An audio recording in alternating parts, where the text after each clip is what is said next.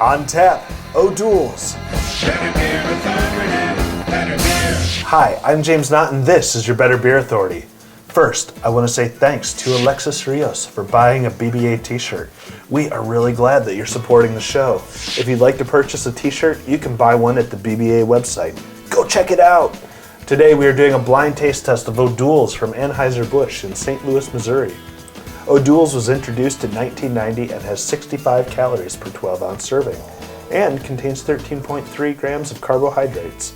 It is made with two-row barley and quote-unquote select grains, which is a euphemism for adjunct ingredients.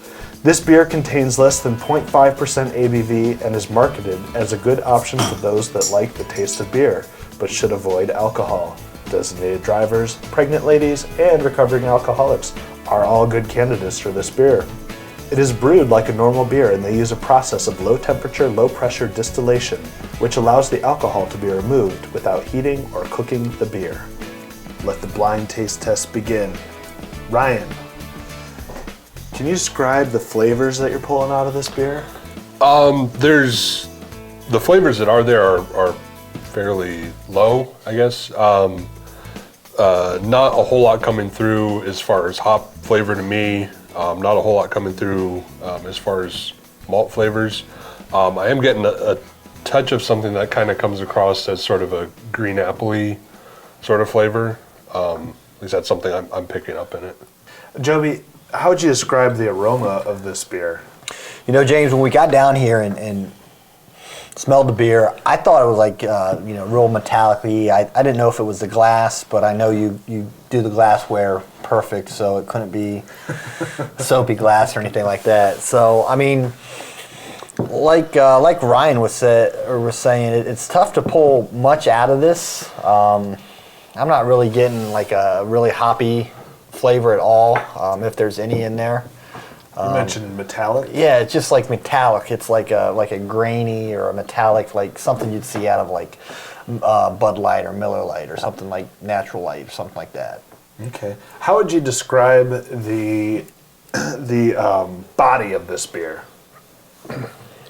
You know, like the other two guys said, very light. You know, you can see by the color, very very light in nature as well.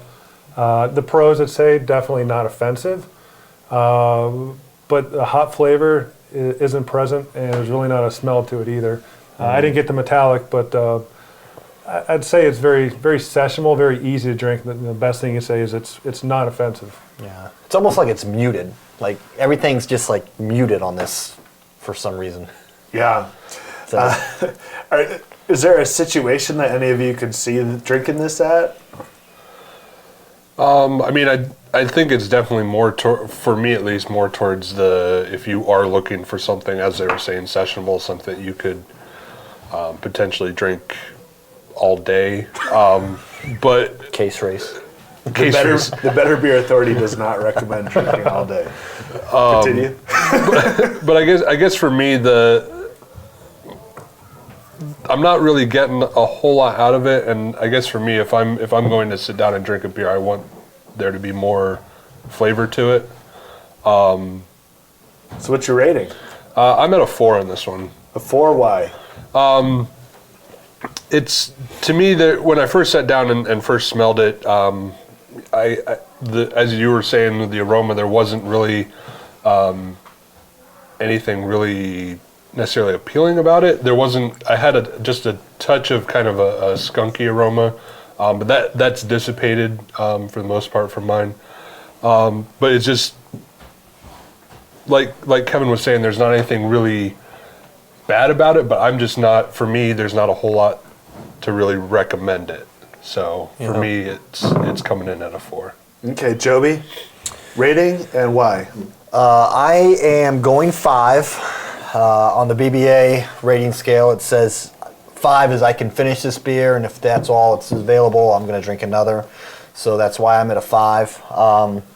Again, you know, Ryan hit on a lot of the major points. It's just kind of a blah beer. There's nothing sticking out. You know, it doesn't have any bells or whistles or, you know, any character or redeeming qualities. Again, it's just, to me, it tastes like, an American lager that we can get anywhere, and a lot of the mass beer drinkers of America that aren't into craft beer would probably love this.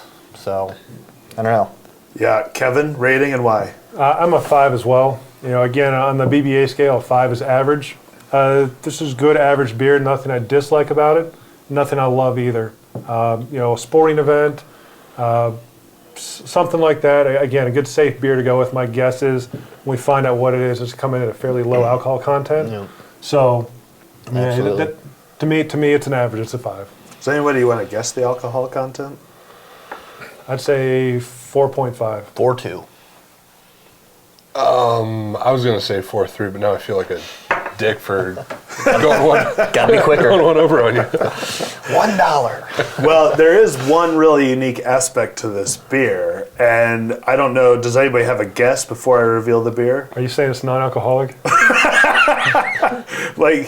Like Joby is the closest Okay. to the alcohol level on this one because it actually comes in at under 0.5%. Yes, we were talking about O'Doul's. Awesome. I mean, now that you know it's O'Doul's, I mean, does everything add up? It's better than I remember O'Doul's being, Yeah. but I stand by my recommendation. It's a safe beer for a sporting event or You're some going to take other it to a activity. tailgate? so as far as Safe. drinking all day, 0.5% isn't going to get you anywhere. Yeah, you'd just be bloated. Right. Yeah. Maybe not even that much. It's only 65 calories per 12-ounce serving. So, Yeah. practically athletic. Joby? I was just going to say, the muted, how I was describing it earlier, everything to be muted, it kind of makes sense now. It's just kind of like a faux beer. It's kind of just fake, and I don't know. I guess if you were not a beer drinker and wanted to still look like you were drinking beer, or really enjoy the muted taste of beer, you would go to an O'Doul's. But The one thing that surprises me is the alcohol aside. It could be a little hoppier, either in flavor or in smell. To be a beer, and maybe that's just they're going for the lager. Maybe that's a market out there for a slightly hoppier version for somebody that didn't want a non-alcoholic beer. Right. Well, this was released in 1990, so, I mean, that would be before hoppy beers were really prevalent in the United States, so that probably wasn't even an issue for them then. Fair enough. So it's a non-alcoholic alternative to, like you were saying, the Bud Light, the light American lagers. Right. So if you, Ryan, if you went to a party and you weren't allowed to drink because you're the designated driver, would you do this or would you just do water? I would probably just do water. Yeah. How about you two? it's water. Cheaper, Right. for one. I don't know. Yeah, I'm in the water category as well. I don't know that this is something I'm really going to pick up. This got a 4.7 rating, which seems fair. Do you think if it hadn't been a blind taste test, this could have been fairly rated at all? Probably not. Absolutely not. Oh, I'm so glad we did this. And yet we're still drinking it. I know. It's awesome. Well, 4 is I'm going to finish it, but I'm not going to have another one. I know, And that's all I'm you got going here. to finish it, and I'm not going to have another But one. we have 2 more. Well, those guys can have at it. Oh, yes. Well, O'Doul's gets a 4.7 on the BBA scale. What do you think? What's your favorite non-alcoholic beer? Does it even taste like beer to you? Let us know in the comments section. My name is James Knott, and this is your better non-alcoholic beer authority. Better Beer Authority.